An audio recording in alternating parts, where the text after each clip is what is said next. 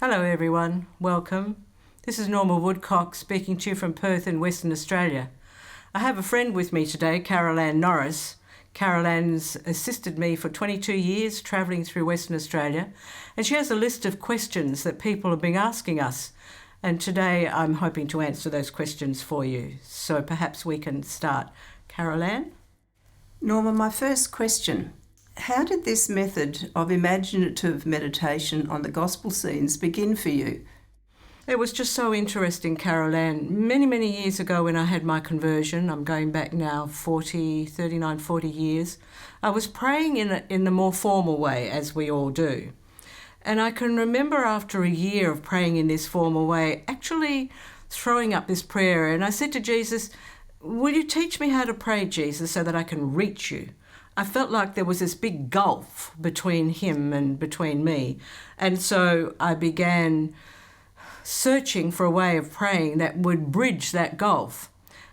And in God's amazing way, not too long afterwards, I happened to be invited to do a day of prayer.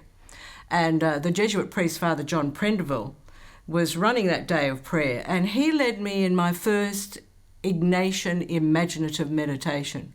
I found that just such a life-changing experience that I continued to pray in that way. And St. Ignatius of Loyola uses the power of the imagination and the senses to enter a gospel scene, and this component's been taken out of his wonderful classic, The Spiritual Exercises. The imagination is that power within us that can make present what is not present. Amazing beginning to a wonderful journey of prayer for me, it really was. My next question, Norma, the second question. How did you find the avenue to bring this form of meditation to other people? Again, I had no intention of bringing it to other people. It was fascinating because I started praying in this way, and I was praying regularly every day and finding myself entering into a deeper relationship with God through Jesus Christ. I had no intention or never even imagined God was wanting me to take it anywhere. And a priest by the name of Father Peter O'Reilly, he was in charge of the Norbertine order here in Perth in Western Australia. He heard me speak at a seminar, and he came to see me and he said, I think you should lead in meditation, dear. I think the power of God will come through you. So I looked at him thinking to myself, he doesn't know that I'm meditating in this way. I wonder what he means.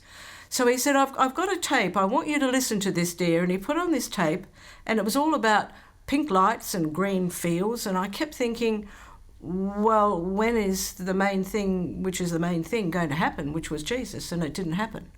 So at the end of that tape, I said to him and a Christian brother who was there with him, Father, can I lead you in the way that I have been meditating? So I led my first Ignatian Imaginative Meditation for that priest and that Christian brother. And as they finished the meditation, they opened their eyes and looked at each other, and this priest said, that's it. And the next thing I was booked in several parishes throughout the diocese. So that's how it began for me. And I took that into the schools as part of the missions I would do. I'd go into the classrooms and I'd lead the students. And at that stage, I didn't even have a CD player. But the principal at the first school I went to, he said, this is really good. Now we need resources. And I said, I was thinking maybe I should do a tape. And he looked me in the eye and he said, Norma, DVD, CD, top technology. And so I left that place thinking, well, how do I even begin to put together a CD? And Carol Ann, if you remember, I asked you, can you find out where do I go to put together a CD on this Ignatian Imaginative Meditation? And you're the person who found Tom Thorpe from Bonsai Recording Studio, who now and has been for quite some time doing all my work. Very interesting. My third question, Norma, were the results for other people as powerful as they were for you? I think I can answer that in 2 sentences. They kept growing, they kept changing. And there was no other way to explain what was happening except they were entering into a relationship with God through Jesus Christ in the gospel scenes. It was amazing, and it continues to be so. My fourth question, Norma. When did the neuroscience research enter your teaching and your presentations?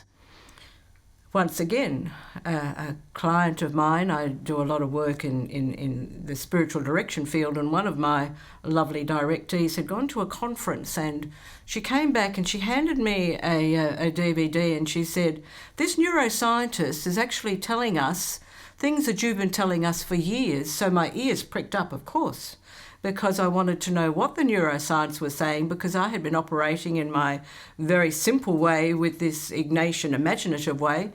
And so I began to research some of the amazing insights that the neuroscientists were bringing us. That's how it began. My fifth question, Norma. For the people watching, can you give some of the benefits of this form of meditation? I actually have jotted down a few notes because I want to get this just right. Because the neuroscience is telling us what we've actually learned in the Gospels, in the Bible, is true. So here's the neuroscientific research that I have just jotted a few points down. So neuroscientists are telling us that we can change our brain anatomy simply by using our imagination. And that imagining an act and doing it are not as different as they sound. And then they found that the brain scans show that in action and imagination, many of the same parts of the brain are activated. And science is showing that meditating on elements of Jesus' teaching rewires healthy new circuits in the brain.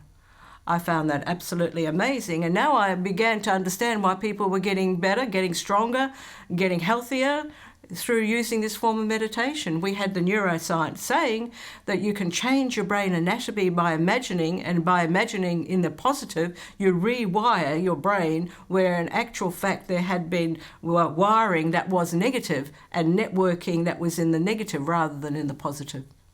Norma, my last question. What example can you give to illustrate these changes for you and the people who you have worked with? I think I just want to share for a few moments, just to speak into the fact that I was a very, very afraid woman. I was frightened of everything. It came out of a really severely abused childhood. And then I found, as I worked in the area of taking a gospel scene for myself, but also for many, many people that suffer in this way with anxiety, worry, fretting, dread, fear, I would take a scripture. For instance, the most powerful one is the one where Jesus rescues in the water, the walking on the water, Peter walking on the water, and the other one where Jesus was asleep in the boat. And I use these two gospel scenes to bring people into a relationship with God where their fear can come up and they can actually see Jesus reaching out and rescuing them in those gospel scenes. And so the wiring in my brain particularly, and the many people I've worked with, that was geared towards fear and geared towards anxiety, worry and fretting, began to be rewired, because as I felt the fear and the emotion came up in the meditation, Jesus immediately reached out and rescued me. And if I did that over and over as I did, my brain became rewired. And so that's just one gospel scene and one negative emotion that was transformed in me and in many and many, many, many people that I have worked with. That's just a little tiny, tiny part of an overall transformation of consciousness that has happened through this amazing imaginative form of meditation.